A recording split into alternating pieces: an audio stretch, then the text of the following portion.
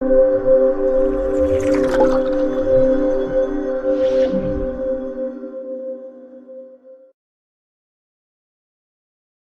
Friends, எல்லோரும் எப்படி இருக்கீங்க? Welcome to Appus kitchen. எல்லோரும் சேஃபாக வீட்டில் இருக்கீங்கன்னு நினைக்கிறேன். இன்றைக்கி நம்ம வெரைட்டி தோசாஸ் எப்படி பண்ணுறதுன்னு பார்க்கலாம். ஃபர்ஸ்ட் தோசை பொடி dosa, second dosa onion dosa, third dosa வந்து பீஸா தோசை, ஃபோர்த் தோசை வந்து சஸ்பென்ஸ். நீங்கள் எல்லோரும் கெஸ் பண்ணிகிட்டே இருங்க. நம்ம கடைசியில் என்ன தோசைன்றதை பார்க்கலாம். ஸோ வீடியோவை கம்ப்ளீட்டாக ஃபுல்லாக பாருங்கள். ஸோ ஃபர்ஸ்ட் தோசை பொடி தோசைக்குள்ளே போயிடலாம்.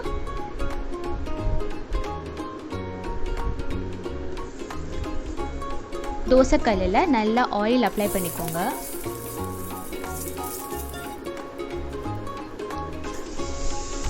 தோசையை மீடியம் ஹீட்டில் ஊற்றுங்க. அப்போ தான் உங்களுக்கு சட்டியோட ஒட்டாமல் மாவை சுட்ட முடியும்.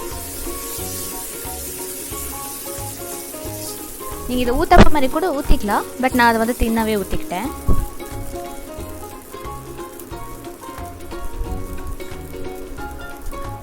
நான் இது நைட் டைமில் ரெக்கார்ட் பண்ணேன், ஸோ கீ சேர்த்துக்கல. அதனால் இப்போ வந்து கிட்ஸுக்கு குடிக்கிறீங்க அப்படின்னா, இல்லை மார்னிங் டைம் பண்ணுறீங்கன்னா கீ பட்டர் யூஸ் பண்ணிக்கோங்க.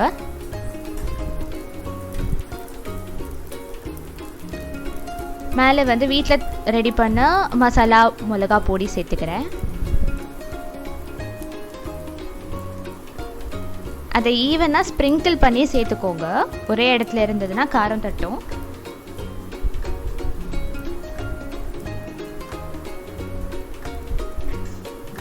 லோ ஃப்ளேம்லேயே வச்சுட்டு சேர்த்துக்கோங்க, இல்லைனா அடியில் ரொம்ப சீக்கிரமே வெந்துடும். மூடி வச்சு எடுக்கிறது தான் ஆக்சுவலி இந்த மாதிரி தோசாஸ்க்கெலாம் கரெக்டாக இருக்கும். அதுக்கப்புறமேட்டு நீங்கள் திருப்பி போடணுன்னா திருப்பி போட்டுக்கோங்க, இல்லைனா நீங்கள் அப்படியே கூட எடுத்துக்கலாம். நான் இதில் திருப்பி போடுறேன். திருப்பி போட்டு ஒரு 2 மினிட்ஸ் கழித்து பொடியெல்லாம் நல்லா ஒட்டிடும். இப்போ ஃபோல்ட் பண்ணி எடுத்துக்கலாம். பொடி தோசை ரெடி. நெக்ஸ்ட் நம்ம ஆனியன் தோசாக்கு ஃப்ரைட் ஆனியன்ஸ் ஃபஸ்ட்டு பண்ணிடலாம். அது இல்லாமல் வெறும் ஆனியன்ஸ் கூட சேர்த்துக்கலாம், பட் எனக்கு வறுத்துட்டு சேர்த்தா இன்னும் சூப்பர் டேஸ்ட்டாக இருக்கும். அதனால நான் இந்த மாதிரி பண்ணுறேன். பேனில் ஆயில் ஊற்றிக்கோங்க.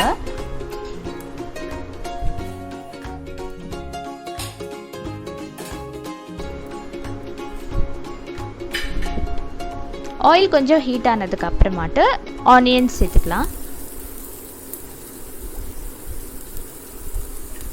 ஆனியன்ஸ் உங்களுக்கு எவ்வளோ வேணுமோ அவ்வளோ சேர்த்துக்கோங்க. அப்புறம் சில்லி அண்ட் கருவேப்பிலை சேர்த்துக்கோங்க. கொரியாண்டரும் மின்ஸ் பண்ணி சேர்த்துக்கோங்க. நல்லா அதை ஃப்ரை பண்ணிக்கோங்க.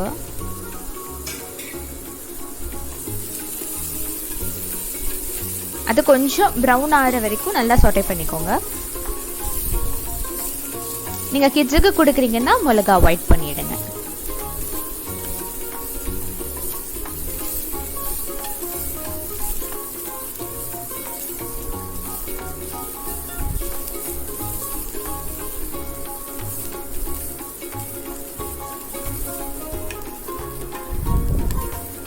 இப்போ நான் அதை ஆஃப் பண்ணி சைடில் எடுத்து வச்சுக்கிறேன். திரும்ப பேனில் தோசை ஊற்றிக்கோங்க. ஊத்தாப்பம் வேணும்னா ஊத்தாப்பம் மாதிரி திக்காக கூட ஊற்றிக்கோங்க. இப்போது ஆனியன்ஸை வந்து ஈவனாக ஃபுல்லாக சுற்றி போட்டுக்கோங்க தோசை மேலே. ஞாபகம் வச்சுக்கோங்க, இதெல்லாம் பண்ணும் போது உங்களுக்கு ஃப்ளேம் லோவில் தான் இருக்கணும்.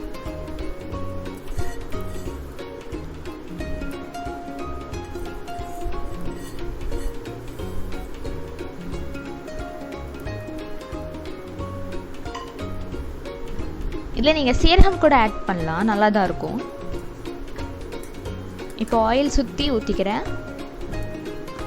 உள்ளேயும் கொஞ்சம் தேவையான அளவு ஊற்றிக்கிறேன். ஆயில் வேணும்னா ரெடியூஸ் பண்ணிக்கோங்க, இல்லை ஊற்றாமல் கூட இருங்க, நல்லா தான் இருக்கும். இது நல்ல டெக்னிக் ஆக்சுவலி. நீங்கள் மேலே போட்டுட்டு அமுக்கி விட்டுருங்க, ஸோ தட் நீங்கள் திருப்பி போடும் போது வெளியேவோ இல்லை அது வந்து வெளியே பிரிஞ்சு வராமல் இருக்கும், வேஸ்ட் ஆகாமல் இருக்கும் உங்களுக்கு. இப்போ நான் அதை மூடி வச்சுக்கிறேன். நான் திருப்பி போடாமல் அப்படியே ஃபோல்ட் பண்ணியே எடுத்துக்கிறேன்.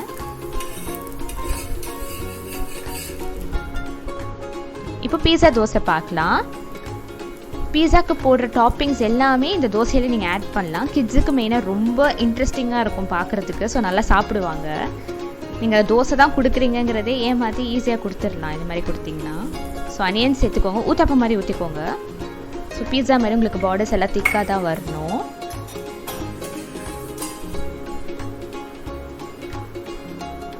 டொமேட்டோ சேர்த்துக்கோங்க. டொமேட்டோஸ் ரொம்ப மின்ஸ் பண்ணிடாதீங்க, இல்லைனா சூட்டுக்கு ரொம்ப அது ஏதோ ஸ்மாஷ் பண்ணி சட்னி மாதிரி ஆயிரும் தோசையில்.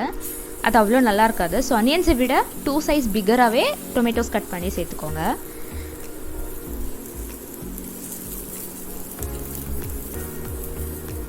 இல்லை நீங்கள் ஆலிவ்ஸ், ஜாலபினோ, சீஸ் எதுனாலும் கிட்ஸுக்கு என்ன பிடிக்குமோ அதை ஆட் பண்ணிக்கலாம். இல்லைனா வெஜிடபிள்ஸ் கூட ஆட் பண்ணலாம். கேரட், கேபேஜ், கேப்சிகம் எதுனாலும் ஆட் பண்ணலாம்.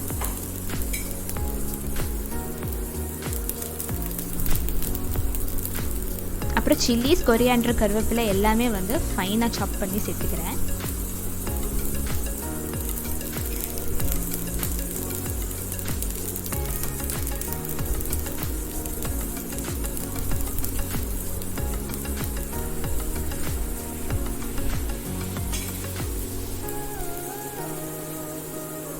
ஈவனாக ஸ்ப்ரெட் ஆகிற மாதிரி சேர்த்துக்கோங்க.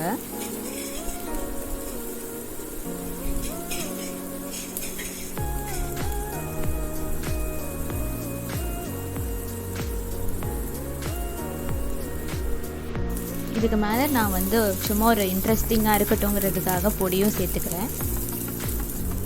மூடி வச்சு எடுத்துக்கோங்க. பீஸா தோசை ரெடி. மிளகா பொடியோடு சாப்பிடுங்க, சூப்பராக இருக்கும். இல்லை சட்னினா கார சட்னி வச்சு சாப்பிடுங்க, செமையாக இருக்கும். நெக்ஸ்ட்டு தான் நம்ம பார்க்க போகிற புது தோசை. புதுசு சொல்ல முடியாது, ஒரு இன்ட்ரெஸ்டிங்கான ஒரு டிஃப்ரெண்ட் டைப் ஆஃப் தோசை, அடை தோசை பார்க்கலாம். அடை தோசை எல்லோரும் நினச்சிட்டு இருப்பீங்க கஷ்டம் அப்படிலாம் கிடையவே கிடையாது. 1/2 an hour தான் மேக்ஸிமம், ஈஸியாக ப்ரிப்பேர் பண்ணியிருக்கலாம். ஸோ அதுக்கு நான் சில்லிஸ், பூண்டு, இஞ்சி, ஜீரகம், புழுங்கல் அரிசி, பச்சரிசி, துவரம் பருப்பு, கடலைப்பருப்பு, வெந்தயம் அண்ட் உளுந்தம் பருப்பு எடுத்திருக்கேன். அந்த அரிசி பருப்பு வகையெல்லாம் ஓவர் நைட் சோக் பண்ணிக்கோங்க. 300 grams ஆஃப் புழுங்கல் அரிசி எடுத்துக்கணும். இதுக்கு மெயினாக மிக்ஸி ஜாரில் பூண்டு சேர்த்துக்கோங்க, சீரகம் சேர்த்துக்கோங்க, சில்லிஸ், இதை ஃபர்ஸ்ட் போய் அரைச்சிட்டு வந்துடுங்க. அதுக்கப்புறம் 300 grams சொன்னேன்ல, பச்சரிசி சேர்த்துக்கோங்க. அரைக்கும் போது ரொம்ப கேர்ஃபுல்லாக அரைங்க, காரம் இருக்கும். அதை அரைச்சிட்டு வந்துட்டு இதை நான் பவுலில் ஷிஃப்ட் பண்ணிட்டேன்.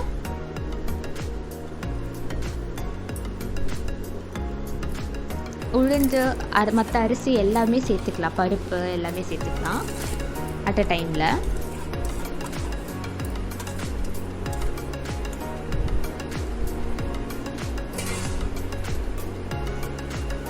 இதெல்லாமே நீங்கள் 1 ஷாட்டில் அரைச்சிக்கலாம். அதையும் அரைச்சிட்டு வந்து ஆல்ரெடி எடுத்து வச்சுருந்த மிக்ஸில் ஊற்றிக்கிறேன். நல்லா கலந்து விட்டுக்கோங்க. உப்பு சேர்த்துக்கோங்க, வேணும்னா எல்லா மாவுக்கு உப்பு சேர்த்துக்கோங்க, இல்லை தனியாக எடுத்து வச்சு கூட தேவையான அளவுக்கு உப்பு சேர்த்துக்கோங்க. பட் நல்லா மிக்ஸ் பண்ணிவிட்டு அப்புறமா உப்பு சேர்த்துக்கோங்க. இதில் அனியன்ஸ் நல்லா ஃபைனாக சாப் பண்ணி சேர்த்துக்கோங்க. நிறைய சேர்த்துக்கோங்க, உங்களுக்கு அப்போ தான் நல்லாயிருக்கும்.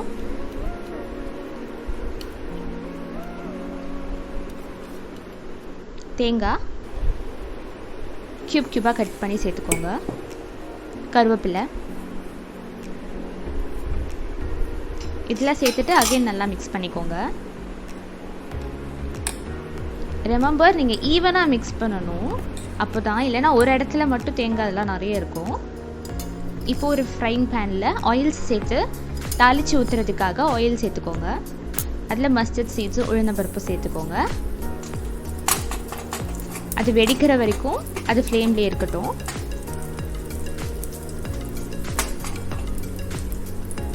அதை மாவில் கொட்டிக்கோங்க. நல்லா கடுகு பொரிஞ்சதுக்கப்புறம்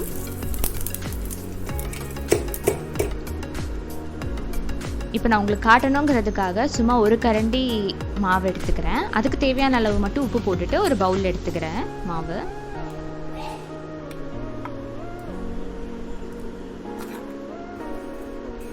தோசைக்கல்லில் எண்ணெய் தடவிக்கோங்க. ஹீட் ஆன அப்புறம் தோசையை ஊற்றிக்கோங்க. பொறுமையாக ஊற்றுங்க. அடை தோசைன்னா மற்ற தோசை மாதிரி தான், கொஞ்சம் கேர்ஃபுல்லாக ஊற்றுங்க, அவ்வளோதான். சட்டியில் பிடிச்சிக்காம பார்த்துக்கோங்க.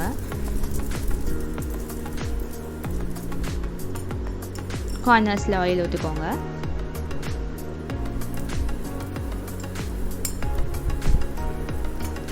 இப்போ திருப்பி போட்டுக்கோங்க.